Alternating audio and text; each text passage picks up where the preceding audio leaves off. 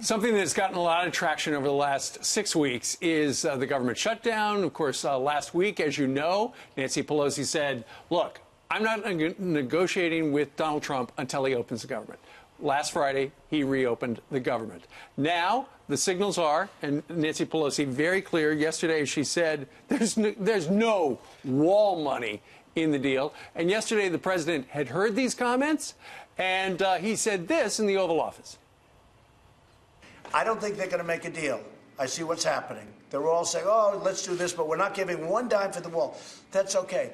But if they're not going to give money for the wall, it's not going to work. And if it's not going to work, then the politicians are really wasting a lot of time. We're allowing people to come into this country and sell drugs and human traffic and do all of these horrible things that if we had the simplicity of a well-constructed, beautiful barrier or wall, they wouldn't be able to come into our country. And Geraldo, you have said on this program, give the president the money for his wall.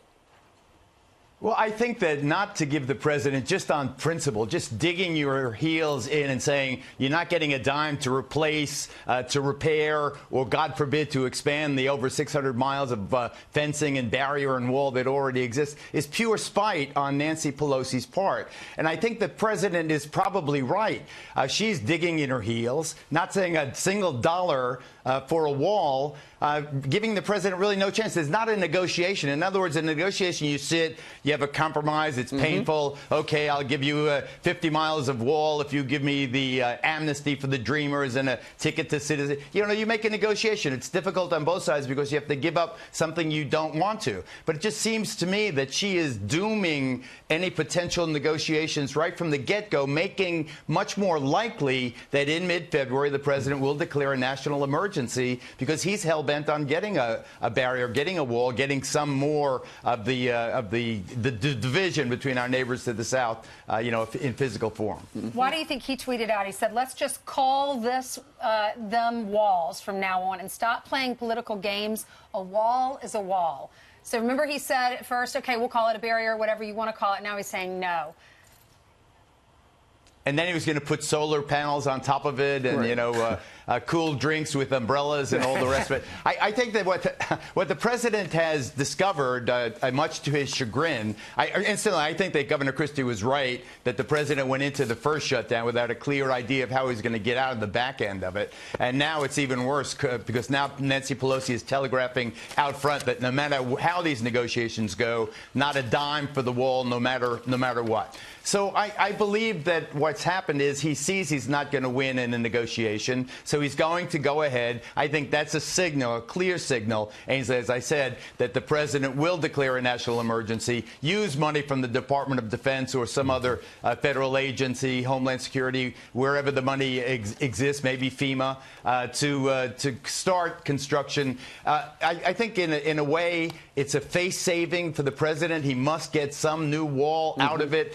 Just as it is face-saving for Nancy Pelosi, she cannot allow a single foot of wall to be constructed. This is a sorry way to run a government. Yeah, and Geraldo, as that political debate plays out, what's actually happening at our southern border, you look at what happened in Arizona, Border Patrol, just the last 24 hours or so, confiscating enough fentanyl to kill 57 million people in this country. How can Democrats continue to say this is a manufactured crisis when something like that factually happens at the border? Well, they would say, you know, I know Nogales very well. I'm a U of A grad. We used to go to Nogales, Mexico every Friday night. Now, no more. Now there's a lot more trepidation, a lot fewer social calls, casual calls across the border. The Democrats would argue that the fentanyl came in a produce truck, as most drugs do, you know, through a port of entry, and that the wall would not have stopped it. To that, I reply, let's take Nancy Pelosi at her word. Let's enormously enhance the ports of entry. Well, I would make a humanitarian argument, a democratic argument for a wall. You hear the stories of these children dying in the desert trying to get across, desperate because they can't get through ports of entry, where they found 4,000 bodies over the last year, people trying to make it across. I once tried. I made it with a group of undocumented migrants. We walked 45 miles. Many of them were at the end of their line by the time we made it across. Yes, Anthony. Yep. Well, the president has suggested he wants to beef up the ports and do something about a wall as well. So let's see what happens. But right now, it looks like the president is not going to get what he wants. Geraldo, always a pleasure. Thank you very much for joining us. Have a good weekend. Thank you.